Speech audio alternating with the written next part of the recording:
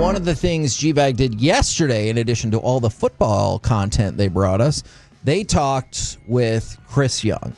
And specifically, I want to go to cut number 1 if we can. Now, he doesn't use the phrase in question until the very end of this answer, but I want to see if you guys have the same level of confidence in this Rangers team as currently constructed as Chris Young does. Well, we'll continue to monitor the market as we always do. And it's our job as a front office to try to give this team the best chance to win. But I think most importantly, we feel really good about the group we have.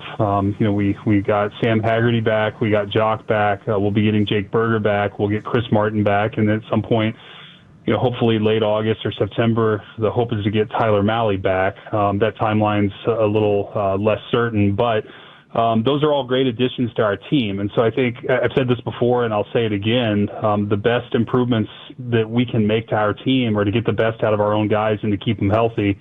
So we're, very happy with the way the homestand went. We're happy with where the team is, and but we are going to continue to look for ways to improve it. But I have extreme confidence in the group we have. Extreme confidence in the group we have. So I'm going to open it up to you guys. I'm going to open it up to discussion from the fan text 877-881-1053, Frankel Injury Attorney text line, or the Twitch or the YouTube. Would you say, and then we'll get into some of the rumors and everything like that, would you say that you have extreme confidence in this Rangers team?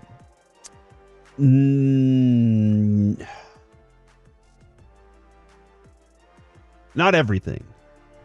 Like, I have extreme confidence in a couple of the pitchers. I'm not sure I have extreme confidence in the bullpen. Okay. But I have faith in the bullpen. Does that make sense? Yes. The lineup, I feel at times, I have faith in them that they can, but not extreme confidence that it's always going to happen. But I do feel like this team as a team is about to go on a run. Chris Young has never wavered off that line. True. Like, he's said that all season long. And it's usually the last thing he says or the first thing he says. Listen, I have complete confidence that this group, blah, blah, blah, blah. And sometimes it looked foolish. Yes. But he and Bochy understand 162 better than any of us. And the idea that over time, you got to let things play out. And they do, and they have, and that patience is something that we as fans don't have and don't have the time for, right, but also don't have the job either. So we don't have sure. that. But he also has to say that just in case nothing gets done. If nothing happens, that's a really good point. Guys, I told y'all all along. I've been saying this since day one. I have faith in everybody in this clubhouse right now. I've never wavered from that. So he has to keep throwing that in there while also giving the idea, and not just I don't think it's a veiled idea that I might find somebody to add to this team because you deserve it. Man, when Brian Ray brought that to the table during the Stars run when they added Mikko Rantanen, that changed my mind on how GMs think. You guys worked your asses off for me to show me and prove to me that y'all can do this. Now let me give you a little extra incentive. Let me give a little shot in the arm. Let me give you a little juice to say, this at the end here, now you have something that proves that I think y'all are good enough. Now go do it with this person too, because this person's an elite closer or an elite bat or whatever it is the team needs. That's what I feel about that. So I was crunching numbers on a couple of different players, but Alec, I want to kick it over to you real quick, and then we're going to focus in on one particular person that I know that the fan text really wants us to discuss. Alec, do you have extreme confidence in this club? Extreme confidence just isn't a term that I can use after what I saw in the proverbial first half of the season, but what I can say coming out of the All-Star break is cautious optimism. Okay. That's what I'm going to be working with for now because, unfortunately, I have seen how bad it can be in this calendar season. So I know that they're capable of being a lot worse than they are now with the roster as is constructed. So especially if they stand pat at the deadline here, then the cautious optimism has to stay there. But because of the short-term changes that we've seen, seems like Josh Young is being a lot less aggressive with the strike zone. It seems like he's being a lot more selective. So it feels like, even if it's just that one player as an example, some of the changes that they are seeking to make are working.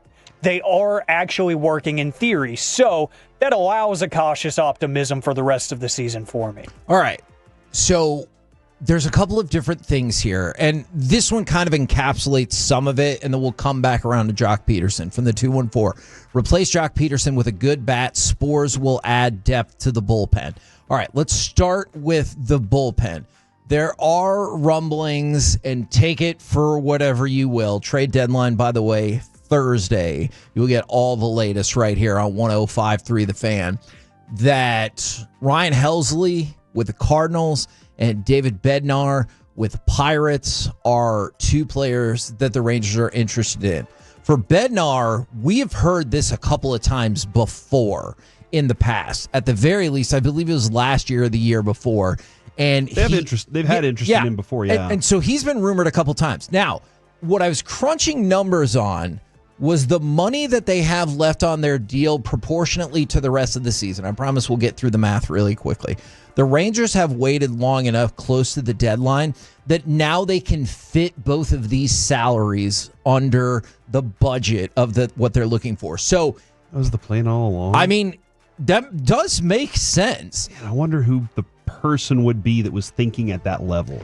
I mean, in that, I don't know that see why. Smart enough to go to Princeton or something like that. There you go. So Ryan Helsley, 1 year, $8.2 million. And the David Bednar, who theoretically would potentially be more expensive because he has one more year of arbitration, 1 year, $5.9 million. And you might be like, that's more money than we have to spend. But remember, those deals are prorated, so you would only have to take on the prorated version of their salary, which is just proportionate to whatever's left in the rest of the season.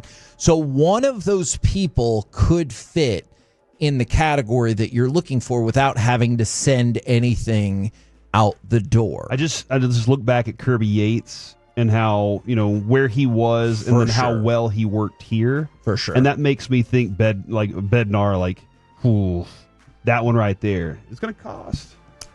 It is. Right? But it's going to cost. But it's going to, are you in a position, and that's why I asked if you have extreme confidence in this team.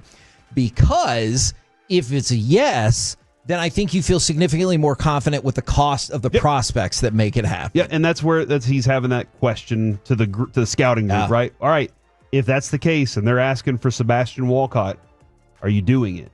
And if those scouts are going, we're that good of a team, then you can pull the trigger. You absolutely say, okay, well, this is the price they're asking.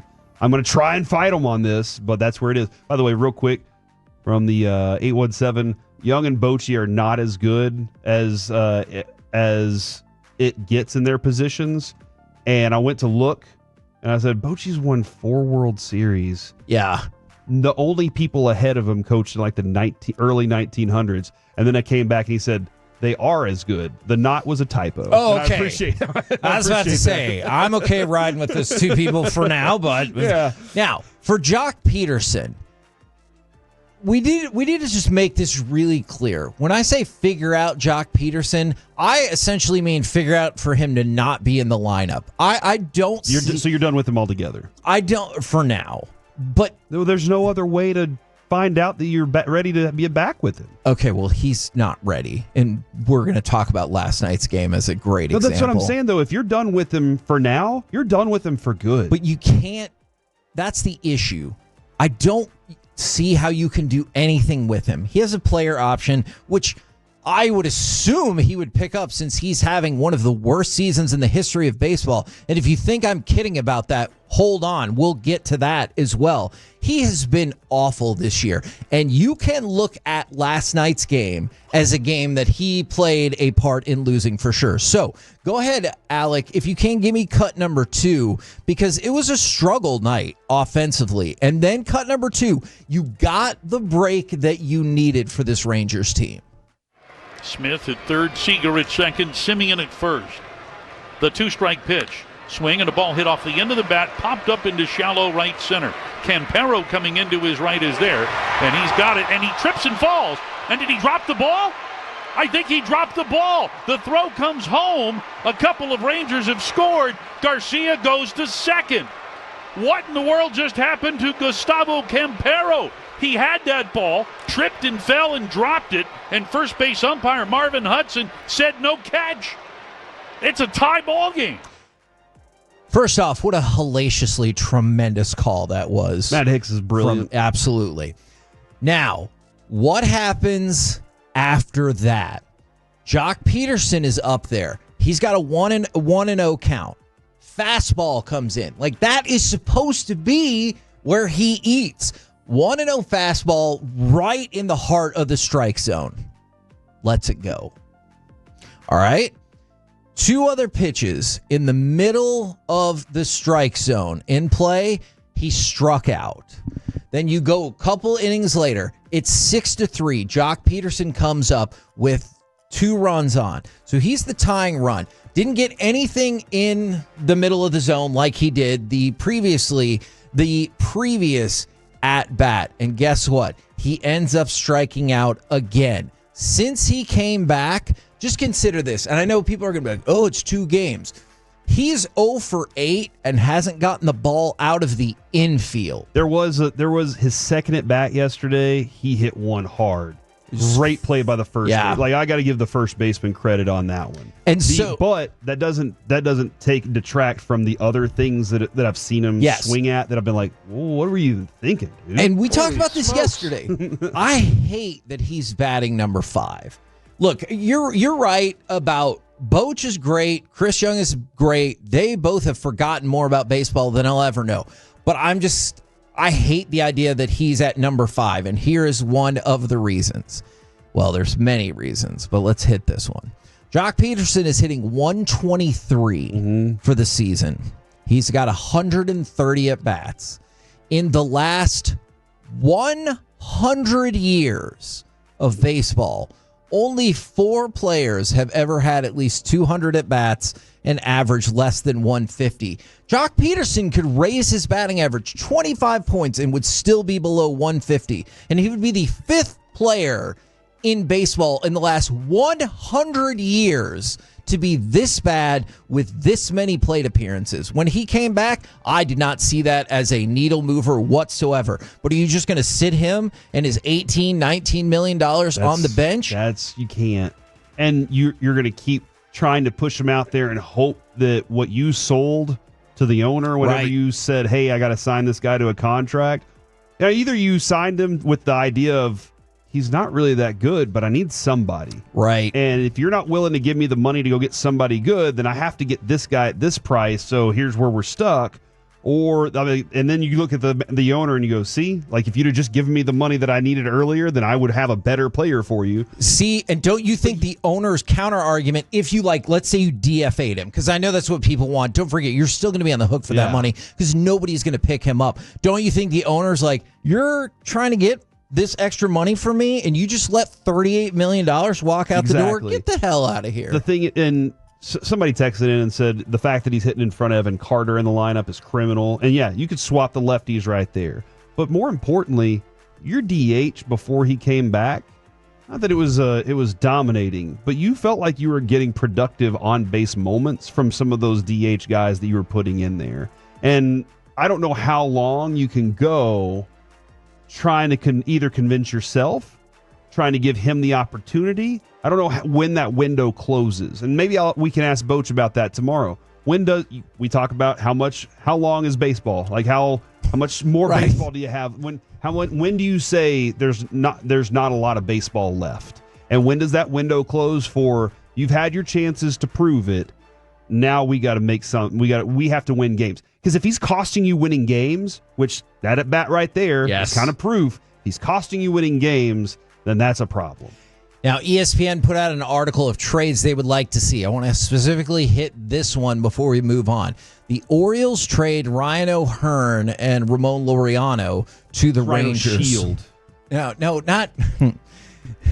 not Rhino Shield O'Hearn. Although we can give that a shot, absolutely. And Ryan O'Hearn was interesting to me because the Rangers on the betting odds right now, if Ryan O'Hearn got moved, The Rangers are 5th in line for that. But the reason why that would make sense for a lot of folks is you have Ryan O'Hearn, who can play first or DH, and then you have Laureano, who can DH and start in the outfield against left-handed pitchers. Okay. And so these returns won't necessarily be cheap, but those are names to keep an eye on. So we talked about Helsley.